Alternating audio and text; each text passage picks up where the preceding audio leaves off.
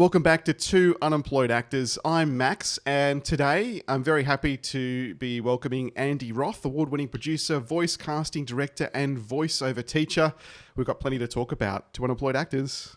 Andy, welcome, mate. How are you? Thank you. Hey, it's great to be here. That is the best theme song ever. I mean, right? Not only is it in tune, because it's not me singing, but it actually explains an artist's journey. We're often in between projects, which can be, especially as an Mhm. emerging artist like myself, sometimes the gaps between the projects can be longer than the projects themselves.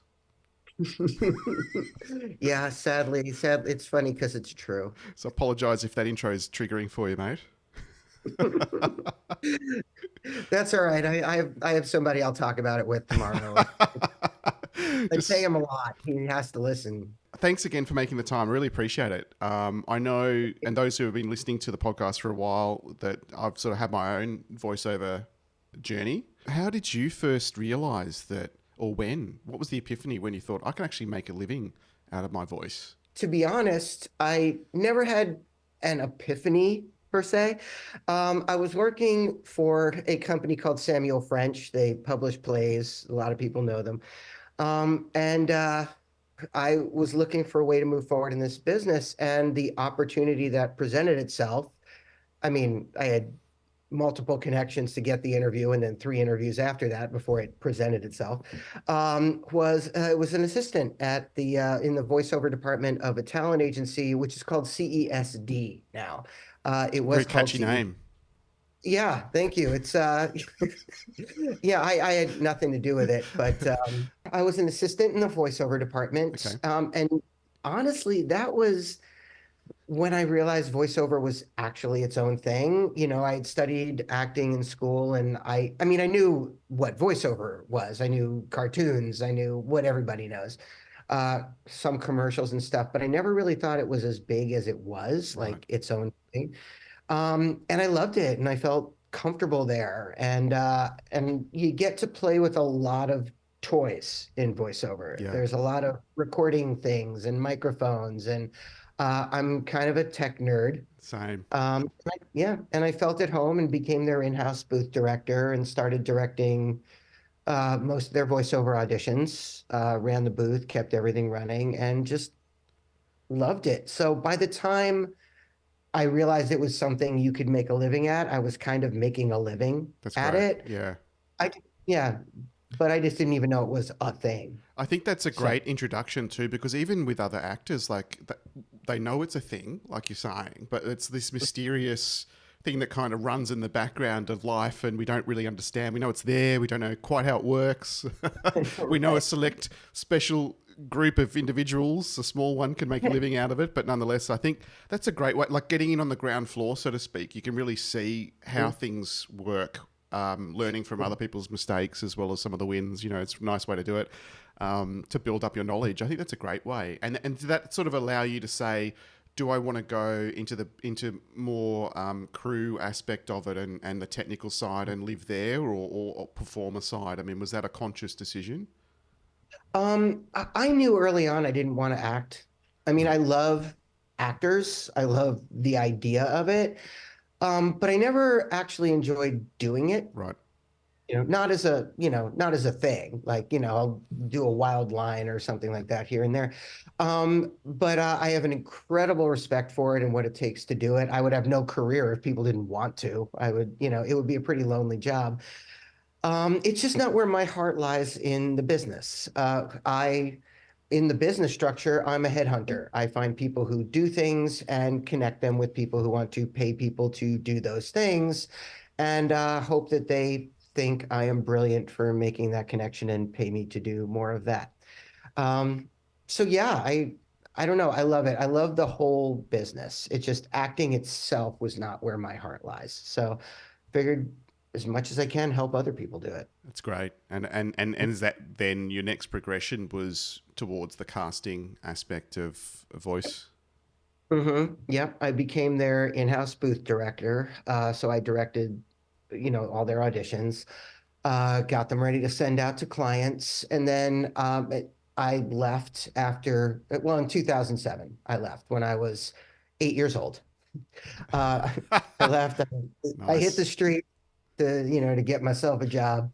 And I just started, I reached out to a lot of the people that I had met working at the agency, and I started working freelance, mostly for other casting directors, and eventually built my own business. And then a bunch of years ago now, I started directing, getting voice directing offers. And I love that too. So now I cast and direct. That's great. I mean, I think that's heading out with such a wealth of knowledge. It's not like you just went and got some equipment and set up a home studio. Like, I mean, you've got this amazing wealth of knowledge working for a large company that has a presence in the booth, directing, casting. I mean, that's a great foundation for you to then go, you know what, I can do this myself and pick and choose my clients. Thank you. Thank you. Although I will be honest, I don't really pick and choose my clients. I like to, I'm, I like to, You I'm, know, as I said it, I know, but I'm kind of yeah. visualizing, I'm like trying to make it come to life, this opportunity for us to sit back and go, yeah, no. To all of my clients, yes, I chose you because what you do is the best You thing. love them all. I love them all. I'm incredibly fortunate. I mean, we're joking around, but I seriously do. I don't Yeah. think I have a bad relationship with anybody. It's, this is not a business. I mean, this is not a business you get into to be alone. Yeah. You don't do this to sit in a cubicle by yourself. Not that there's anything wrong with that. That's a great job. And, your life is what you want your life to be. But you get into this business generally because you want to interface with people. You want to connect minds. You want to do things creatively. You want to compensate for things. So relationships do form, especially under stressful situations. So yeah, I really do appreciate all of my clients, all the people that hire me, all the people that I hire. Um, yeah, it is a business of relationships. And Yeah. honestly, in this business, I've said it before in classes, it's not who you know, Mm. it's who knows you, Yeah. and I think that's great you'll because work. it's important to like as an artist, obviously, you're so focused on what it is you do, bringing characters to life, for example, in whatever format. But you have to really appreciate the business that you're in too. Yeah, and the relationships that form. I mean, no matter how great you are, you'll work and get opportunities really for one reason and one reason only. Somebody wants you to have those opportunities and somebody wants you to have that work. And it's not always because they love you and want to help you, but they want you to have it because they know that what you bring to it is the right thing. And not just your ability to deliver lines and your ability to execute a character, but your ability to exist in the room with the dynamic of whatever the room is. Your ability to exist with the tight or loose deadlines when we want you to play and have fun and fool around and come up with stuff, or when we need to just buckle down and these are the words in the script and this is what needs to happen and it needs to happen by 2 o'clock. If we've called you in, asked you to audition, if we hired you, whatever we know about you has already told us that you are the person that can get this job done in the job environment. Um, because I mean, nobody wants to work harder than we absolutely need to. We Yeah. want to make everything efficient and the best it can be. So, so yeah, it is. It's a business of connection. It's a business of relationships. And I know even in my end of things, I know it can feel really alone. Yeah. But whatever you're going through, there's somebody 2 houses over that's going through the same thing. And whatever problems you have, there's somebody out there working on that problem. Um, and when I started in this business, it was very different. Now there are communities, Yeah. on social media and things like that where you can share. I'm interested to know too, like on the other side of the booth, where often we'll get some zany direction sometimes, or some feedback, and we have to turn that into a whole different type of performance. Have you Hmm. have you had those moments where it's been quite challenging to provide direction to an artist in the booth, where they're not receiving it the right way, or it's just difficult to sort of get the performance? You have to work a bit harder, I guess, a bit smarter on how you get that performance that you need for the client. Yeah, yeah. No, I've never had that experience. Wow. No, I'm only kidding. I'm going to be honest, it's been smooth sailing since day one. You know, uh, it's well, I mean, there's direct when we put direction on a page, like a lot of direction that the actors get, I put there.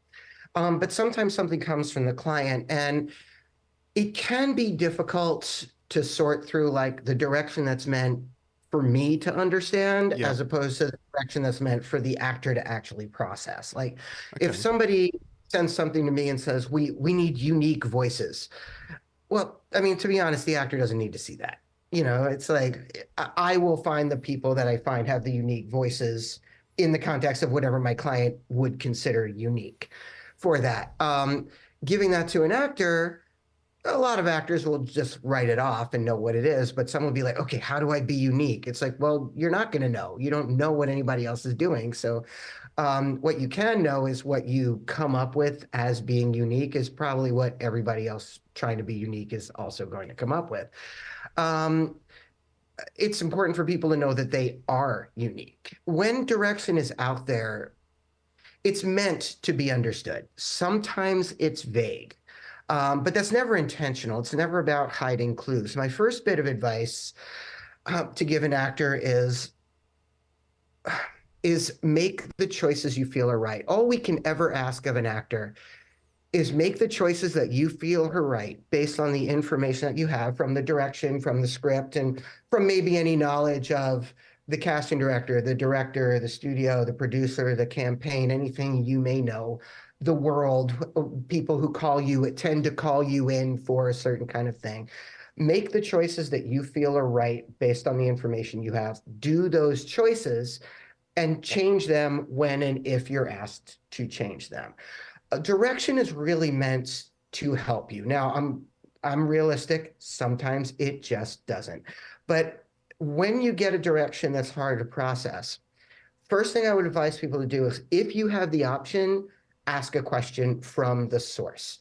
If a casting director sent it to you directly, my first bit of advice is I don't care if you're on a train and you're getting the email on your phone, you don't have to record it right there or shoot it, but you can look at it.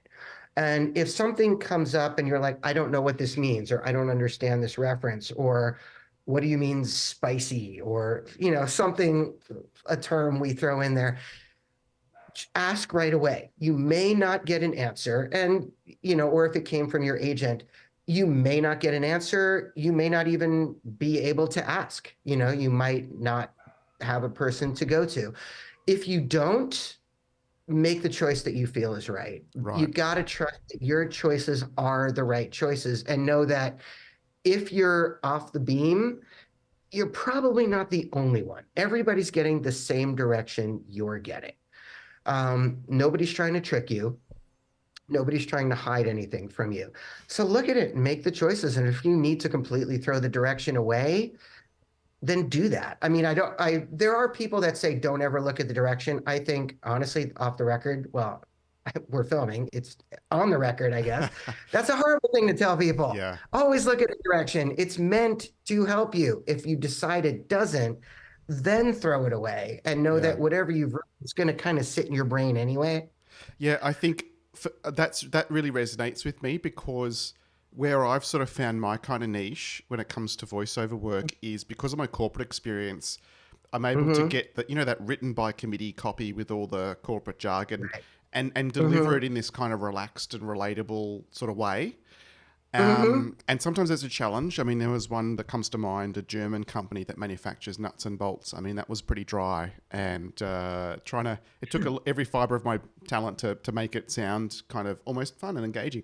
And then it's different to kind of if it's an instructional, helping someone learn something in the organization versus, Mm-hmm. I know you absolutely get that. I think sometimes, they might, if you're dealing directly with a client, as I've done a few times, they'll tell you what they want, but Mm-hmm. but how they tell you, like you have to process that differently. And I guess that's where Uh, you come in. You're like the diplomat. You've got the client telling you one thing, and you're like, oh God, I can't say it in that way to get the right yeah. performance that I know they want. So you're kind of Mm-hmm. having to manage your communication between two very vested interests. Absolutely. I mean, that is part of my job. The other part of my job is to take the blame when it doesn't work out. Um, To be Teaching honest, moments. I think that's what you guys call it. yeah, it's really if I submit a casting to a client as per their specs, as Yeah. I understand them, if the client's not happy, I've never seen them remember the actors on the list and be like, okay, these are all bad actors. They will blame me. They'll blame me for not directing right. They'll blame me for calling in people that don't match the spec. But I've never seen it feels from the actor standpoint, I understand it feels like, okay, you didn't do the job. But that's not the way anybody else sees it. People will see the casting director didn't. And maybe the client will feel they miswrote the spec and they want to change the spec. That also happens. Um, That's so a great idea, because that's a great point, because so many actors can feel like, what have I done wrong? It right. hasn't worked out. What have I done? Yeah. And there's just, I think that's where it's key. The more you understand how the business works as an artist, Hmm. the easier it'll be to digest these moments. Yeah. Yeah. And realizing that an audition is kind of like a first date. It's not always about the job. Sometimes you're gonna get the job or not because you sound like somebody's best friend, or you sound a lot like the other person, or not enough like the other person, or there's a million things. Sometimes it's you said orange instead of orange, and sometimes it works the other way. Um, so there are so many other factors, but one thing that people I think should know is I cast a lot of TV. I don't just do Yeah. commercials.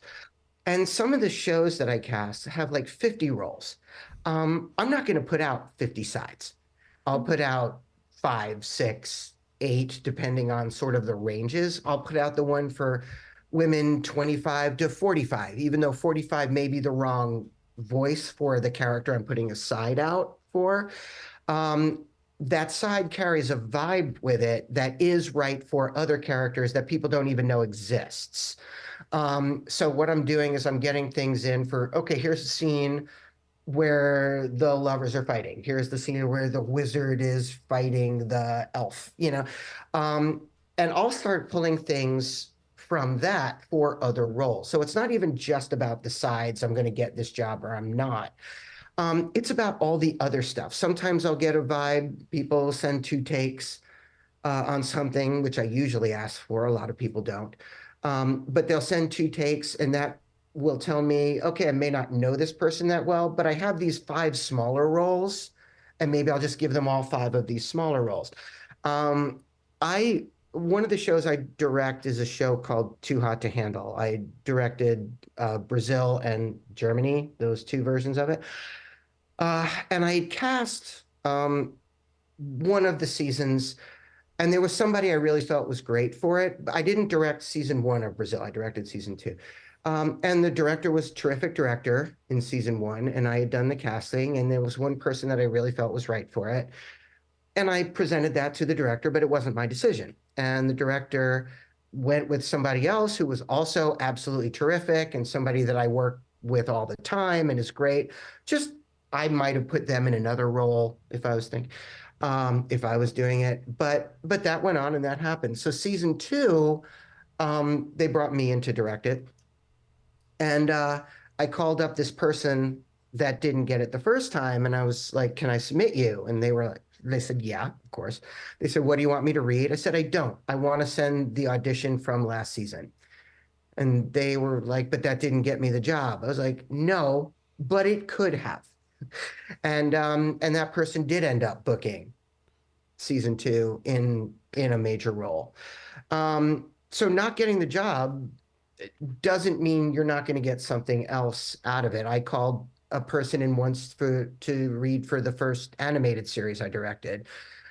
I thought they were great. I thought they were terrific. The people on the mothership didn't agree. He didn't get the gig, but a friend of mine who was casting another series who didn't know him, they hadn't been connected, asked me for advice on, oh, I need somebody who sounds kind of like this. Who do you recommend? And I recommended that person, and they booked a lead role in a very, very well known animated series. Wow. Um, yeah, which was actually a really cool job. But a little jealous, but okay. No, but also really happy because this is how it goes. Like I said earlier, it's not who you know in this business, it's who knows you. Yeah. People who know you, even from an audition you didn't book, will start to feel like we know what you do, start to know how we can use you, what holes we can plug in and plug you into. And like any other relationship, that grows the amount that you can incorporate, the amount you learn about a person. So that's really all an audition is. I mean, nobody books most things unless you're already a celeb. Um, but That's the business exactly, and I think the quicker you sort of learn your own way to deal with that and move forward productively, constructively, the best. The more you wallow in what could have been, should have been. I mean, there's so many of those in the business. You just yeah, be going around in circles. Um, yeah. that's really interesting. I think when you mentioned to getting a couple of takes. So Hmm. when I see that, I'll kind of I'll be doing the best I can to deliver what I think you want in the first Hmm. take. And this is the best version of that, and this is what I think you really want. And then the second take, I'll try and do it a bit differently, do something a bit Hmm. different. Am I on the? Is that does it differ between job or between audition, or is that kind of where you've got an opportunity to see how different, how versatile people are, or do you just want two of the best possible takes for that particular role? Um, that's totally terrible way to handle it. No, I'm Oh, just kidding. Uh, if we ask for two takes, there's a lot of reasons why we might be doing that. We might be doing that because there's a couple other ways the role could go. mhm. I've had things that I put out there that like, oh, could be Kenneth Branagh, but could be Jack Black. Um, a lot of, try one with an accent, without an accent. There are things like that that we put out there. There are sides that I put out there that said, give me something different because there are a lot of different roles in this, and I'm seeing what else I might use you for. There's also honestly times when there's just not going to be a lot of range. Right. Um, and maybe a slight difference, a slight rhythm. What we don't want in things like that, like in commercials, generally, if it's a one-liner, the world has germs, you have Purell. Yeah, it's what you can do with that is fairly limited. I mean, it means we don't want to sound like you copied and pasted the same thing three times. If we Right. ask you for three in a row, it's not just because we want to hear you longer. Yep. Yep. We Yep. can do that ourselves. Um, there are a lot of different ways to deliver it, find it. But what I do recommend is that people don't labor over it. Sometimes just your hand position can change the read. There's a way that you sound when your palms are up, when your palms are down, and when your palms are out. The world has germs. You have Purell. The world has germs. You have Purell. The world has germs. You have Purell. Um, three different physical positions, three different attitudes, and then listen back and see if it not only if it's different, but if it makes sense. Because at the end of the day, unless we've specifically asked you to go way off the beam and not care, it does still need to match the script. Yeah. I mean, it still needs to be something appropriate for what we're working on.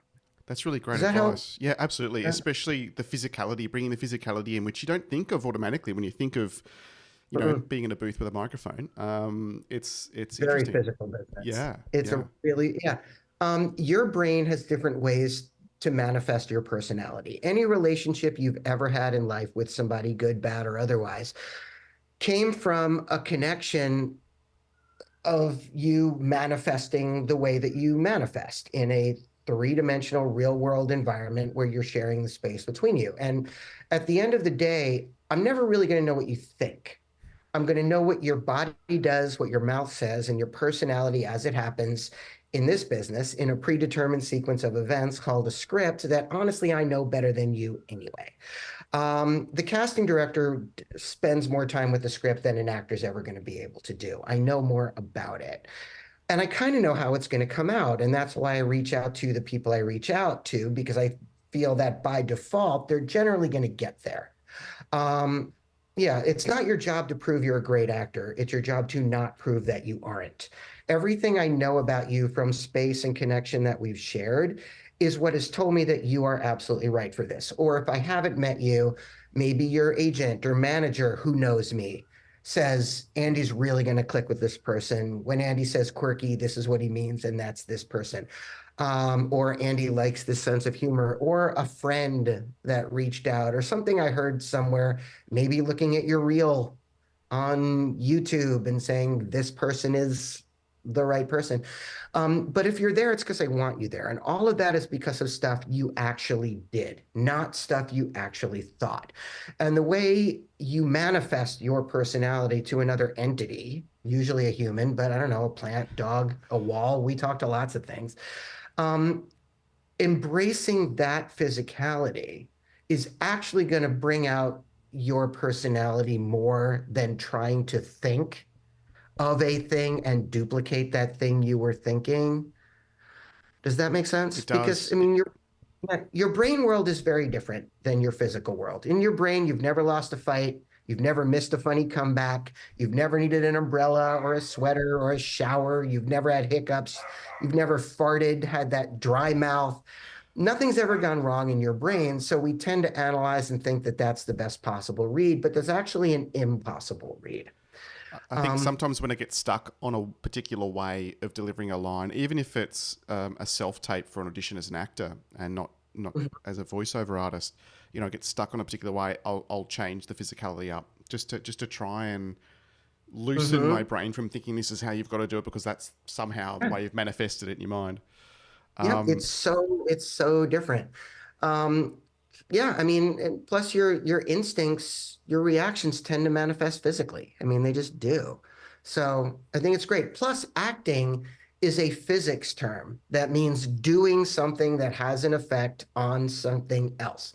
That is the definition of acting as per physics. If I can't take a picture of it or record it, it's not an act.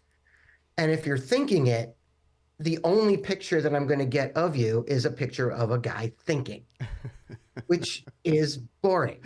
when you spell it out like that, it's like such common sense, but we sometimes forget. We get locked onto things Yeah. and overanalyze things as we do sometimes. But that's really great advice. And Thank you. I think looking at the world of voiceover, um, there is, like you've touched on commercials, you've touched on animation, there's Mhm. video games, there's also like it's this huge a corporate work. Obviously, there's heaps of Mhm. categories where the deliveries are different and the guardrails are kind of somewhat set loosely, but nonetheless they're there and they're all very different to each other. Um, which are there particular areas where you gravitate to more than others based on where you experience, etc.? Like, for example, is it animation? Is that because you're most passionate about it, or is that just what's naturally developed? Um, Honestly, I love my job. It's not casting in animated series as opposed to a live action series, as opposed to a commercial, anything like that. I will say I haven't done a lot of video games. I certainly would. Um, but casting all of that, I can get excited about a project, um, but the process itself tends to be similar. Uh-huh. Maybe what I'm listening for in a different context changes a bit because it's relevant to that context. But reading the script, having the discussions with the producers or the director, if I'm not the director, analyzing things, asking questions, finding all of this stuff out, doing the calculus and finding out who the answers are. That's the fun part of my job. And that really doesn't change all that much from job to job. And also there's, what does the job pay? Is it union? Is it non-union? What's the period of time? Where does it record? Is it remote if it's somewhere else? What's the personality of the other people that'll be in the room? There's so many factors that I really love putting together and saying, I don't know if this person will do this job, but I know that they can do this job. And now it's my job to prove to that other person that this person is great at what they do. And more importantly, that I am a genius for finding them. Lead with that. Yeah. Yeah, yeah, because I'm a fairly selfish person. And and my selfishness, is In all involved. seriousness, that's the business. It's reputation, and I guess that's a critical part. Like how you market yourself, how you conduct yourself, and I guess there's a lot of it that's word of mouth, and people have worked with you, and they know what they're going to get, so it's kind of a safer bet. There's a Mhm. lot of And that. they know what they can talk to me, and yeah, That's great. But I guess that's interesting because when you look at it from the outside, looking in, yeah, like animation's so different to a video game, to AI, to all this other stuff. But yeah, at the end of the day, you're trying to help clients bring characters to life, like mhm. wherever format, whatever genre that might be. Yeah. Yep. So it's really Yeah, interesting. they have things they want to do. Like you talked before about like a certain kind of script being drier, or maybe it's a situation where it's a lot of medical terminology and an actor doesn't necessarily understand everything they're saying. Well, there's a reason they didn't get a doctor to do it. Because understanding it does not necessarily mean it's going to be great. Yeah. Um, but it means something to somebody. Somebody's Yeah. feeling it. Somebody cares about it. And the person on the receiving end of this final product is ideally going to understand it and relate to it as this person that they will regard as a colleague saying what they're saying. And there's certain personalities and genetic qualities, voice type, if it's on camera, of course, height, eye color, hair color, things like that. But voice type is a genetic trait, and that also factors into it. So yeah, it's fun. It's a fun puzzle. I like putting it together. That's great. It does sound like fun. I'm glad you enjoy your job as much as you do. That kind of helps a lot, right? Yeah, it does. It can be a really tedious job if you're not enjoying it. Especially dealing with those character building moments. I think, and Mhm. and speaking of those, like what have been some of the challenges that you've had? Some really key to sort of, they don't have to be these defining moments, but like how have you sort of overcome that, and have that sort of changed in what sort of challenges you now versus what challenges you when you were that assistant in the booth? Right. Well, when I was an assistant, the challenges, they're very different challenges. You're have to figure out the person right above you and what they really want and the priorities. And sometimes that takes time, and that's the dynamics of an office. But as far as challenges in casting, uh, I will say one thing that was a challenge initially, but now I love it, and I think it's an incredibly great thing to have happened, was the call for authenticity in casting, authenticity, diversity, sorry, inclusion. In the beginning, I will be honest, sometimes it was a little difficult. There are people of different backgrounds, and it became harder to find people to do the job. You couldn't just go to your normal go-tos.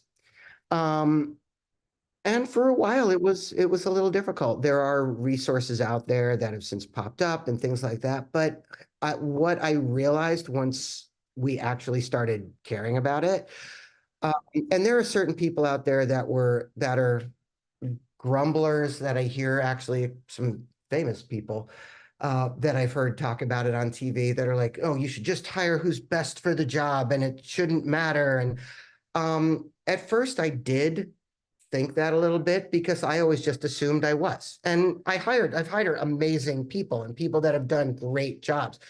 And at first I thought that, because I did actually think that I had, Yeah. all the best actors. And I had, like I said, I'm going to really hammer this home.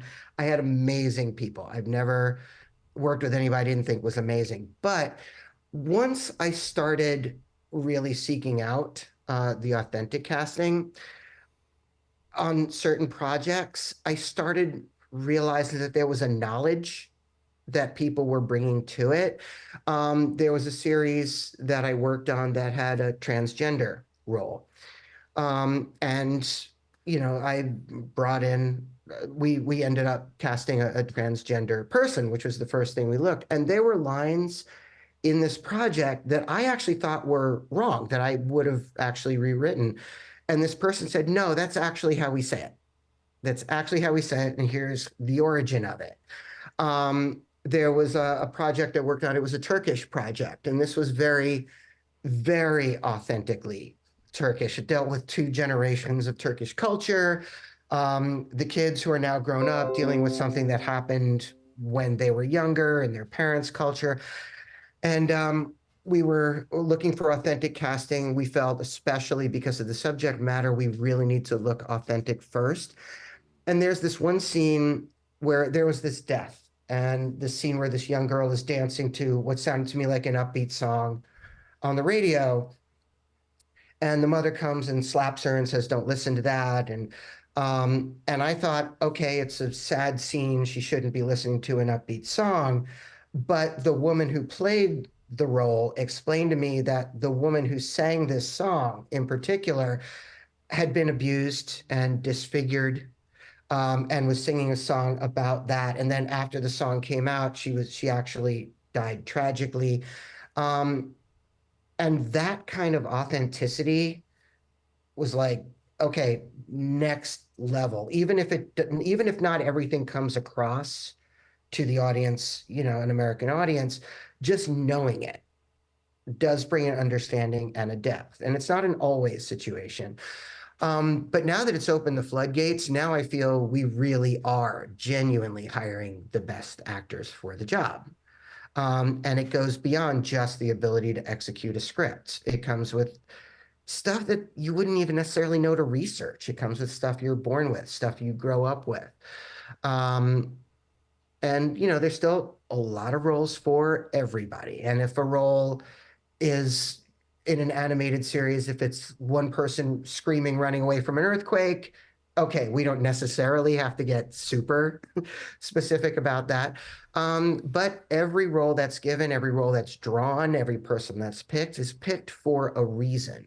And I feel that authentic casting and diversity and inclusion really respects the reason, it respects the thinking behind the project. Um, and I really genuinely feel like it makes everything better. So it was definitely a challenge in the beginning, and it was a challenge that I admittedly, and I'm not proud of it, but I did put up a little fight on it in the beginning because again, I didn't believe I was a part of this problem, but I was. Um, but now I'm grateful. I'm grateful that it's out there, and I just have a bigger pool of amazing people. That's really interesting, and what a great way to discuss what would have certainly been a challenge. Quite a bit of change for the industry, and a lot of people sort of naturally. Some people take to change better than others. Others like, well, it's working the way it is. Like, why don't we? It's not broken. We don't need to Yeah, change it. right. But there's a whole lot of people who are like, oh, my voice isn't really heard. Help me. Right. And there's that initial changeover bit. But then I think it's really interesting that you talk about that as a challenge, because you absolutely get that from a performer perspective. And I think that all of a sudden, when you unlock authenticity in these types of roles, it Hmm. unlocks the ability to bring up all this subtext and things that you wouldn't normally know, which is great. How you touched on that, I love that. That's great. Um, Thanks. Now, another one key challenge I think for voice actors, voiceover artists in particular, is the home studio.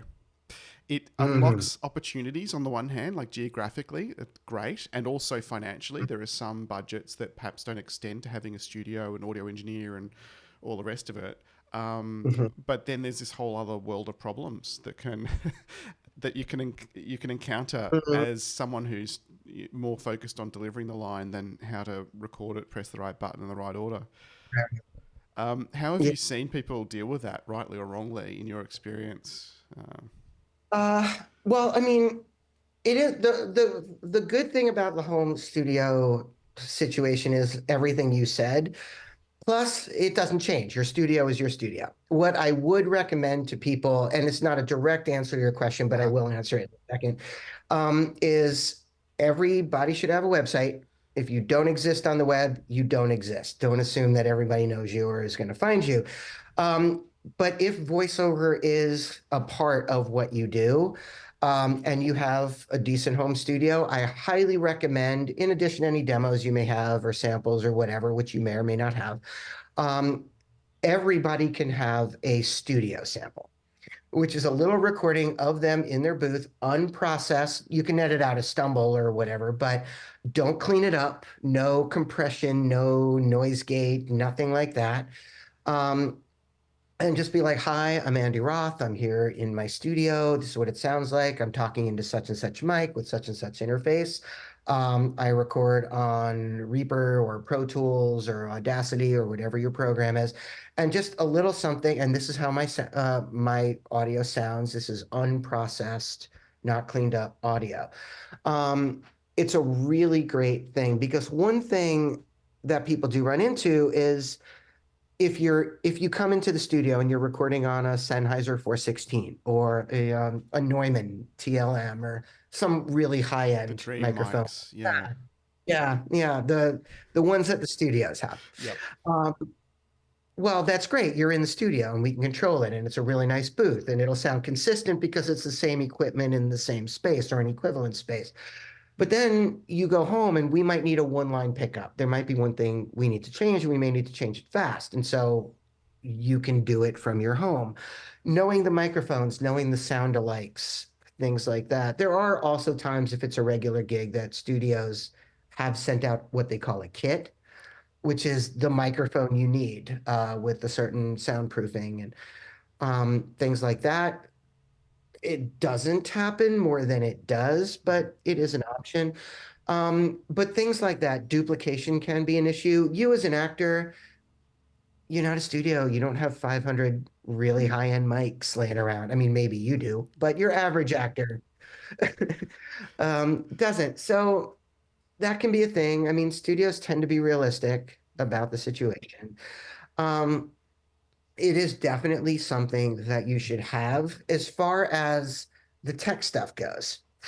Um, my advice, unless you're like me and I think you like a kind of a nerd about this stuff, like I Yep. like learning stuff and playing with toys, Yep. learn only what you need to learn. You know, the programs you get will do a million things, but you Yeah. only need to do two of them. So learn those two things and don't worry about the other stuff. There is this pressure that we put on ourselves that, oh my God, I have Pro Tools. I need to learn these 7 billion things that CBS is doing with Pro Tools, and you don't. So do the minimum, learn the minimum, get it sounding good, and know resources that you can get to quickly if you do need help with That's something. great advice. That's so good because I remember, like I auditioned for this job and I got it, and it was recording from home, which was great. But the budget, I mean, the budget was good. It's only happened a few times, but this is early on, right? And I've got this tiny $80 wireless Go mic that I plug into my phone to do self Mm-hmm. tapes as an actor. And I thought I can't, in good conscience, so I went and I used some of that budget to get a nice microphone and an interface. And I remember in the store, I've done a bit of research, and we're talking YouTube research, and not real research, but I knew some of the questions to ask, YouTube is the thing, you right? know. And so there I was with this huge expensive interface in front of me and all the bells and whistles it does. And then said to myself, but I don't want to buy that. Like because I don't need that because I already had the Mm-hmm. software at home, and I had the moment as well with the software.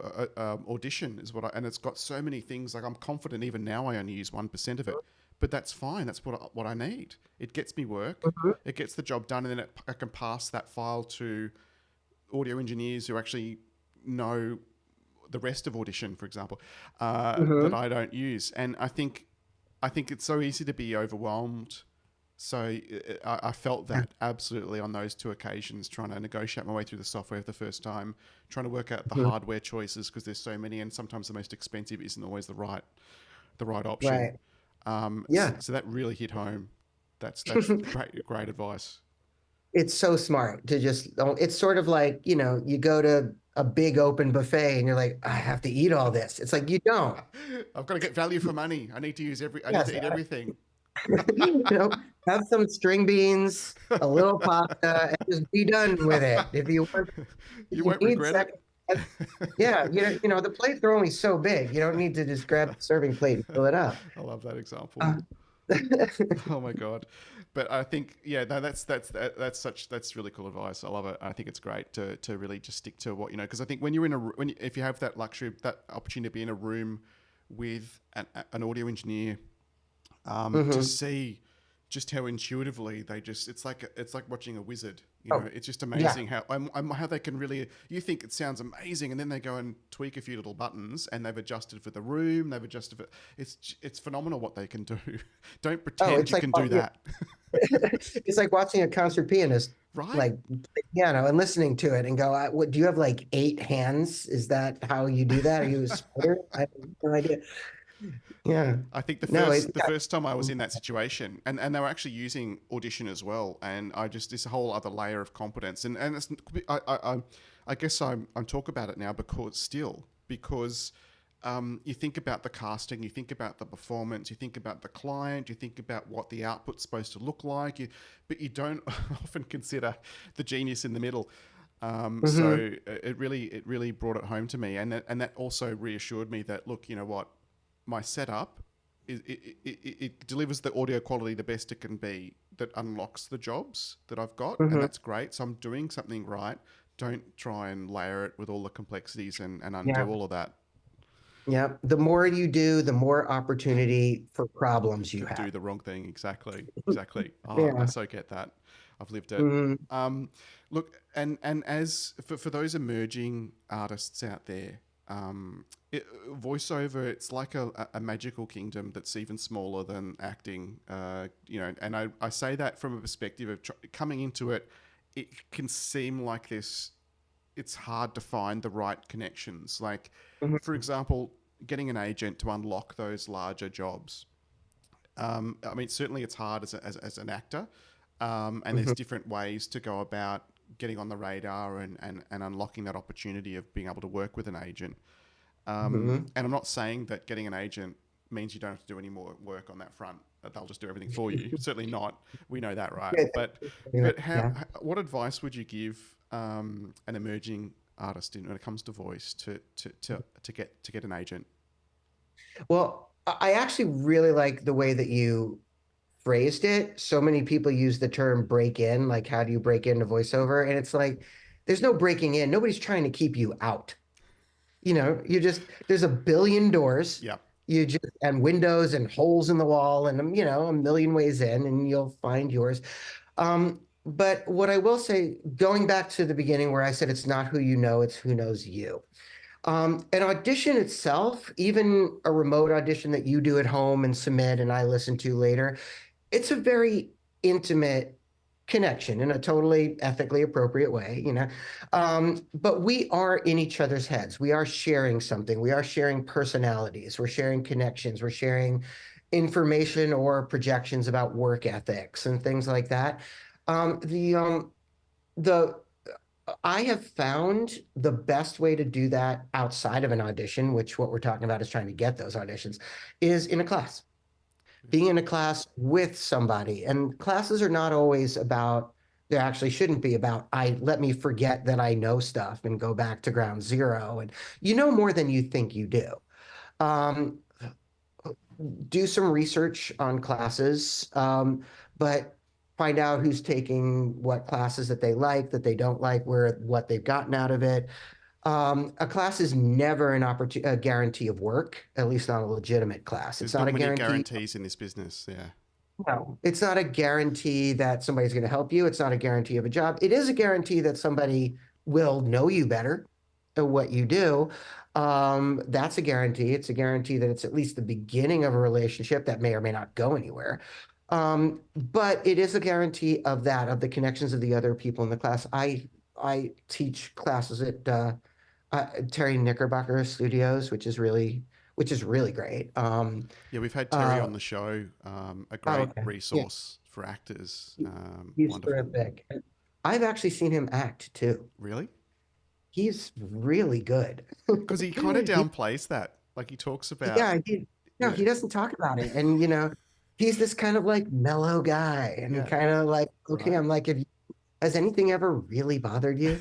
Uh, but I've actually seen him act, and I was kind of blown away. I was like, because I mean, I taught at major universities and places like that, and there are some really really great Yeah. teachers that you're not necessarily act. Terry Yeah. definitely knows both sides of that. Like, part of why I love teaching at Terry's school, which I mean, I'm an adjunct to, but I love being a part of it, is there is that kind of connection, there is that kind of community. Yeah. Yeah. Uh, there's always like a sounding board of even another student, which I really like, in addition to beyond just the here, here's how you act skills. There's like the, okay, you walk out the door. How do you not just walk out the door and go, what now? Yeah. Yeah. Um, so I do like that. It really is important, and I'm not saying that necessarily as a plug for that one particular school. That's an example. I've met students in classes that I have said, you have to read for this. You happen to be exactly what they're looking for. I've met students in classes that I love that I have not had that opportunity for.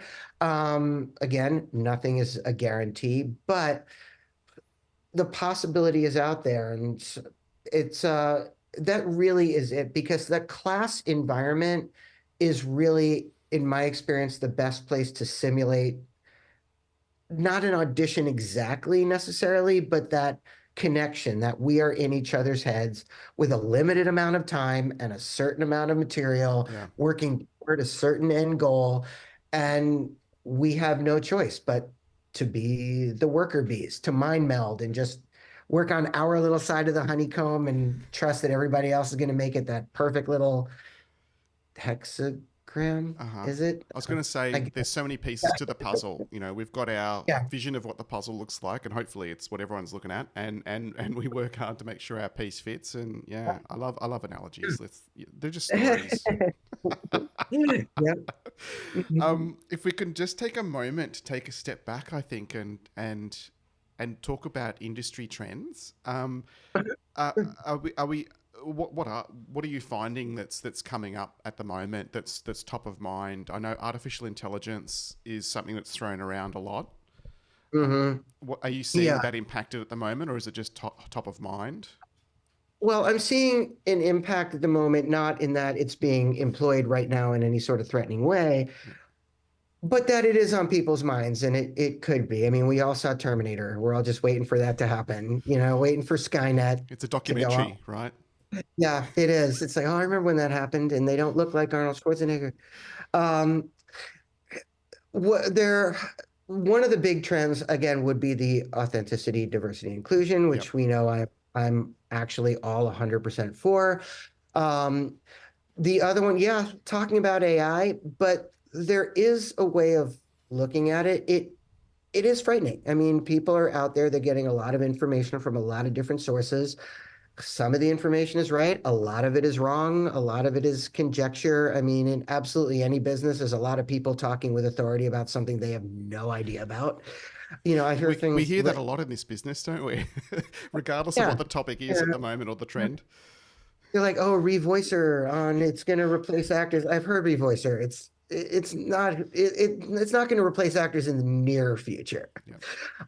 But what I would tell people is it's not something to be afraid of yet. The union is working to put things in place.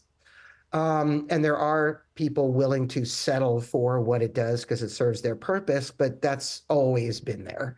Yeah. Um, but I mean, washing people, dishwashers in restaurants were replaced with washing machines. I mean, that happens.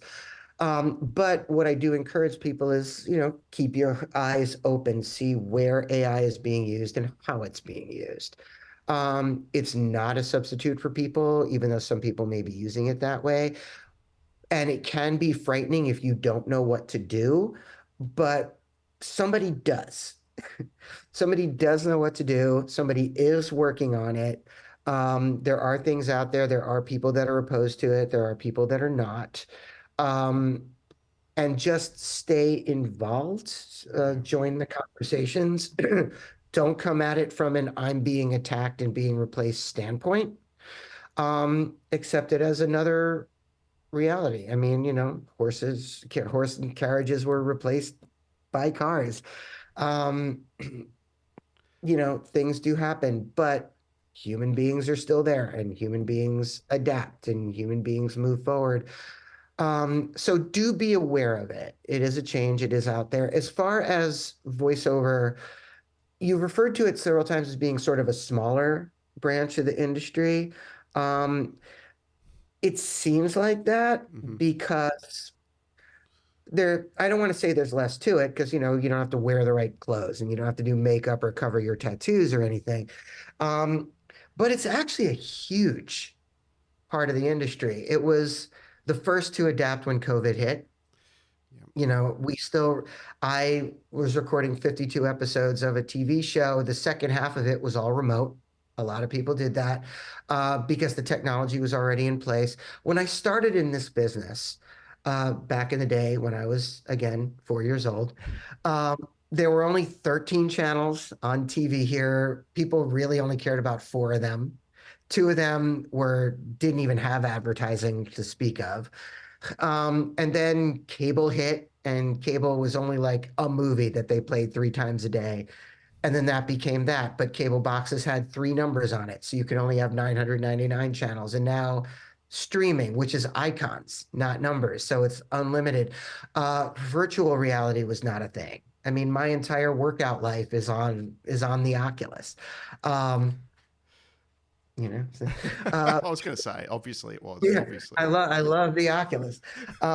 There's augmented reality. There's audiobooks existed, but that not like they exist now. It wasn't like mandates of, from Amazon of every book has to have an audio version of it.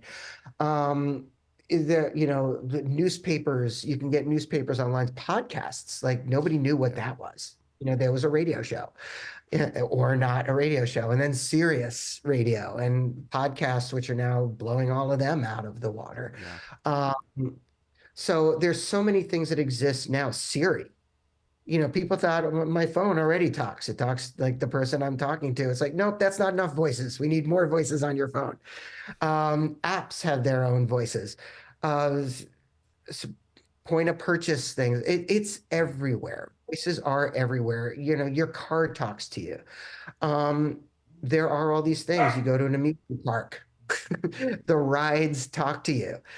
Um, so it's not a small branch of the business. It's a branch that adapts immediately. It's the biggest chameleon branch of this business. There are opportunities for everybody. Yeah. E-learning. Just have to find those opportunities and get in. Who do you know? Do you know, even if you know people that are stage people, often stage people will know somebody. Your theatrical agent that doesn't do voiceover may have a sister agency. Um, there are websites, there are places online, there's forums, there's entire groups on social media dedicated to just talking about voiceover. Um, there are outlets for voiceover people. There's a thing called the PGM VO list, people of global majority. VO list, there's the disabled actors voice list. There's QueerVox. There's resources out there that are all about providing more and more and more channels to doing it. I do still think it all starts with classes, Yeah. you know. You don't know Um, what you don't know, right? Yeah. yeah, and you don't even know what you do know sometimes. I mean, Correct. You think you do, but yeah, a good class may very well point out that you're already really good and you just don't know it. Um, yeah, it may point out that you're not, I was going to say, but at least you'll know, you I know? think that's great. And I think if I'm getting one consistent theme from our conversation today, it's the need to get off the couch and stay engaged in the industry that we're in. Absolutely. Yeah. Yeah. If you're not busy living, you're busy dying. Oh, I love that. That's great. You should sell t-shirts, Andy, seriously. Yeah, I wish I made it up. Yeah, I made that up just now. That was all me. I take 100% credit. I love it. I love it. Well, Andy Roth, thank you so much for your time today. I really appreciate it. It's been a lovely, lovely conversation. Great, Thank great you. advice. Thank you. This has been a blast. Thank you so much. Two unemployed actors.